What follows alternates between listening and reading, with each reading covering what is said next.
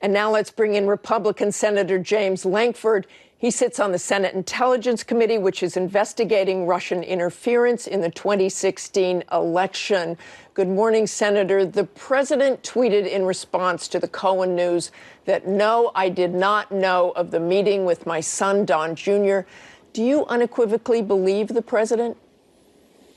Well, I don't have any evidence that would say that's not accurate. Obviously, that's going to be something that's more into the lane of the special counsel than it will be for the Intelligence Committee. We're working through the policy issues and Russian interference. Obviously, the special counsel is going to be the one to be able to determine anything else dealing with that as a legal matter. Do you worry that this clear message to Michael Cohen will somehow affect the investigation?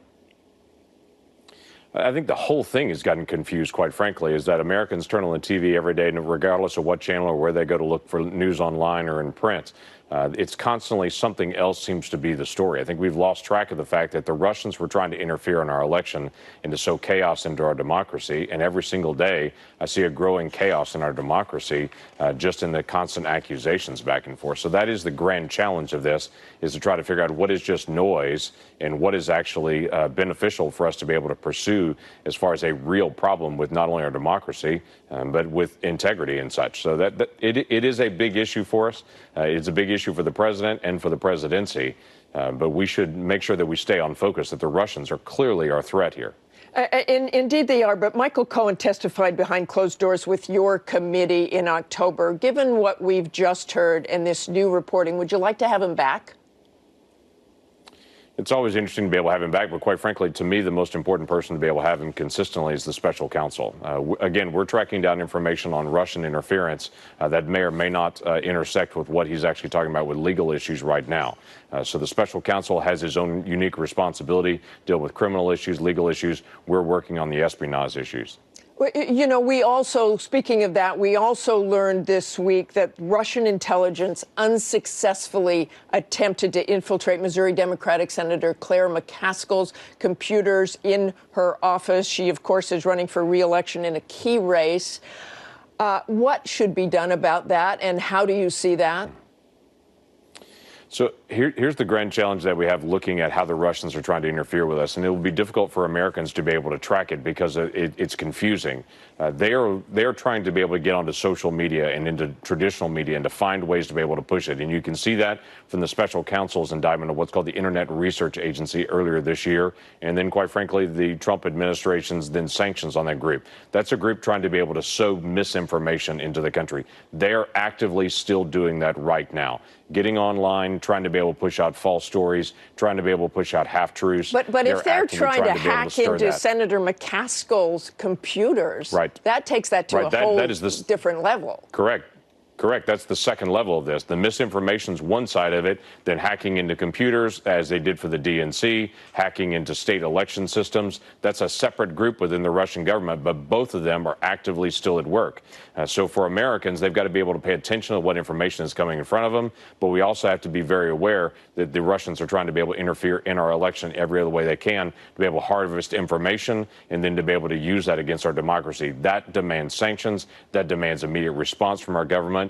This is regardless of who the candidate is or what the background is. We as Americans universally should push back against a foreign power trying to interfere in our system. Back to McCaskill, if we can, a Democrat. President Trump tweeted this week about election interference in the midterms, saying, "I'm very concerned that Russia will be fighting very hard to have an impact on the upcoming election. Based on the fact that no president has been tougher on Russia than me, they will be pushing very hard for the Democrats. They definitely don't want Trump." The president seems to think the Russians are only trying to help the Democrats. Do you have any evidence that that is true? No, the Russians are trying to interfere with everyone's election. And that's the part that we lose track of, is that to them, sowing chaos and sowing uncertainty within our democracy is their key goal. At the end of it, they don't seem to be as focused on a candidate as they are just trying to be able to bring down our entire system. Their system is a dictatorship. Their system is dominated by Putin and by his perspectives on it, and they destroy everyone else. This is what they did to Ukraine, where they constantly gave false information out online. They constantly pushed on journalists. They constantly push on their system to try to bring their system down and weaken it as much as they can. They've done this in other countries. Now they're doing it to us as well. We should respond with sanctions. We should try to push back and also understand they're going to go after every candidate through the process. And I was looking this week at the New York Times. There's certainly some election interference, as you say, but the New York Times is reporting that intelligence officials say that despite attempts to infiltrate the online accounts of two Senate Democrats up for re-election, intelligence officials said that they have seen little activity by Russian military hackers aimed at either major American political figures or state voter registration systems. By comparison, according to intelligence officials and executives of the companies that oversee the world's computer networks, there is surprisingly far more effort directed at implanting malware in the electrical grid. Are you seeing evidence of that as well? So I'm not going to go into detail what we have and what we haven't seen on the intelligence side. I would just tell you that we have seen a very active Russian operation trying to get into misinformation, and that's trying to be able to get at not our election systems, but to be able to get out into public opinion online, trying to be able to push the traditional media. The second side of it that we'll see is what the Russians did in 2016, trying to be able to get to different voter databases. The hard part about that is it's very difficult to see it until after it's already done for many of those cases. So I would not be as forward-leaning to say there's nothing going on. I would say the speed of it compared to this same point in 2016 is much less than what it was in 2016. But the hard part is what you don't know.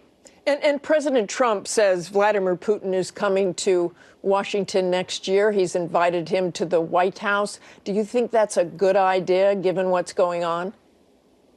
Oh, having dialogue with adversaries is always a positive thing, to be able to try to bring the noise down and be able to engage in these issues. Even with the Russians interfering in our elections?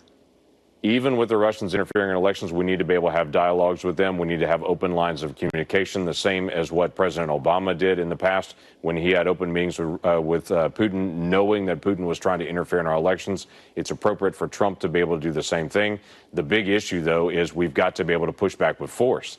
Having a meeting and just saying we had a dialogue to have a dialogue doesn't fix anything. We have to be able to lay down sanctions. We have to be able to push back with real force. We have to be able to confront the issues as fast as possible. And as the Russians are interfering, for the executive branch to be able to push out the information as quickly as possible and say, this is what they're doing. And I want the entire world to be able to know what they're doing. Okay, thanks very much, Senator Lankford. Thank you. Up next,